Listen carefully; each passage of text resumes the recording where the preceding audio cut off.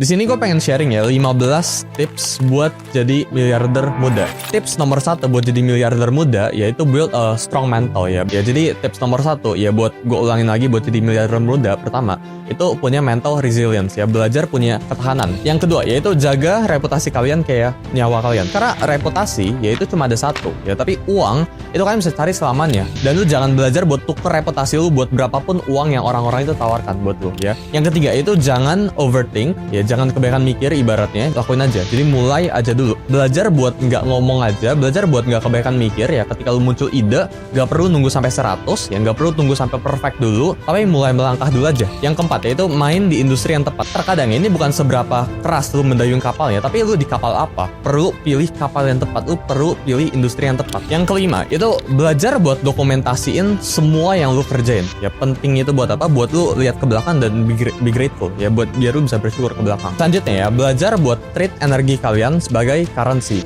Belajar buat fokus aja ya, kerjain aja apa yang lu harusnya kerjain dan jangan belok-belok jalannya. Yang ketujuh ya, belajar buat cari partner. Menurut gua kalian harus cari partner yang punya sifatnya itu 180 derajat sama kalian, atau skill yang 180 derajat sama kalian. Dan carinya itu bener-bener orang yang bisa lu rasa dia bagus. Yang ke-8 ya, kalian harus belajar buat pecah 3 pertemanan kalian. Jadi menurut gua tips ke-8 itu kalian harus cari 3 ini. Kalian harus cari mentor. Buat apa? Biar kalian tetap berambisi ke atas. Terus yang kedua ini biar kalian senasib ya, lu ada rasa oh ini gue ada loh temen yang selevel sama gue ya. Jadi yang ke-8 itu kayak gitu. Menti ini buat apa? Biar kalian grateful ya, lihat ke bawah progress gue udah sampai mana. Selanjutnya ya, kalian harus belajar buat fokus bangun di satu stream income dulu ya. Jadi lu harus belajar punya satu T-shape skill ya, belajar buat bikin yang terbaik di bidang lu. Selanjutnya ya, belajar buat ngerti finance sedikit ya. Lu setidaknya ngerti cara mengelola keuangan, debit kredit dan sebagainya. Lu ngerti cara bikin laporan keuangan lu sendiri ya, belajar buat lapor pajak dan sebagainya. Itu udah cukup ya. Yang ke-11 yaitu jangan takut waktu kalian habis.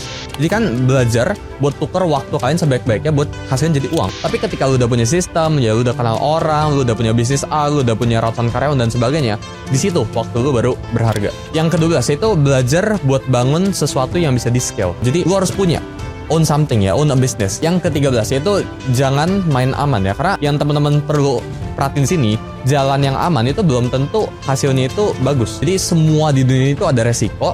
Belajar buat take risk aja ya. Yang ke-14 ya, yaitu semua orang yang sedang berkarir pasti ngalamin yang nama itu kesepian. Karena pertumbuhan itu terjadi bukan ketika lagi ada back noise ya, tapi growth itu terjadi ketika lagi sunyi. Oke, dan terakhir ini yang ke-15 yaitu belajar buat jangan cerita atau tanya pendapat ke semua orang. Semua orang itu suka kecepatan ya, dan ketika teman-teman ini banyak mikir ya, decision itu banyak noise, banyak pendapat dari kiri kanan, ini bakalan menghalang teman-teman.